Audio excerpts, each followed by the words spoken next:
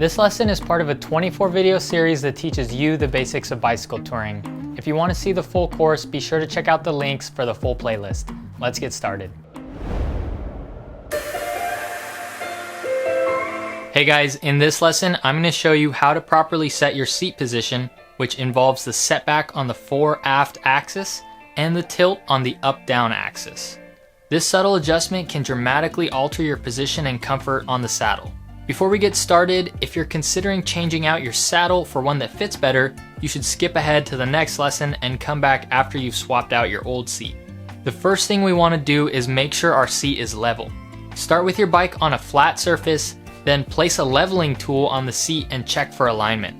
In order to adjust the seat, you'll need to loosen the hardware on the underside, which usually requires a 6mm hex key, although it may be different on your bike.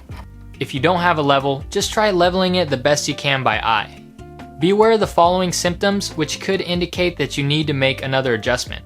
If the nose of your seat points too far down, your hips will constantly be sliding forward, leading to a feeling of excess pressure on your hands and the need to constantly scoot back in the saddle. If the nose of your seat points too far up, you'll feel excess pressure in your perineum region against the seat, and you might feel the need to constantly scoot forward. When making further adjustments to your saddle tilt, be sure to move in small increments.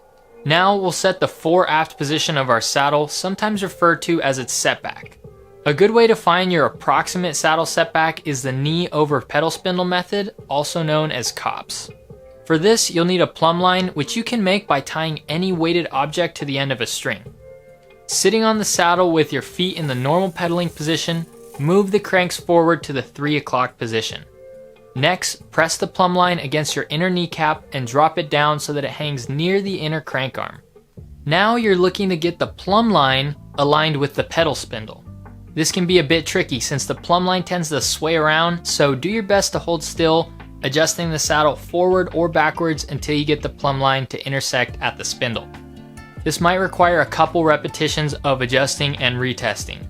So now that you've got your saddle set back in the right ballpark, we'll leave off there because you may need to readjust the saddle after assessing your reach, which I'll be showing you how to do in the next lesson. Well, that does it for this lesson, and if you have any further questions, leave them down in the comments below. If you want to see the full 24 video bicycle touring playlist, check out the links, and if you feel like this course has provided you value, consider leaving a donation. I'll leave the links in the description as it helps me create more high quality tutorial content like this. Until next time, I'll see you guys.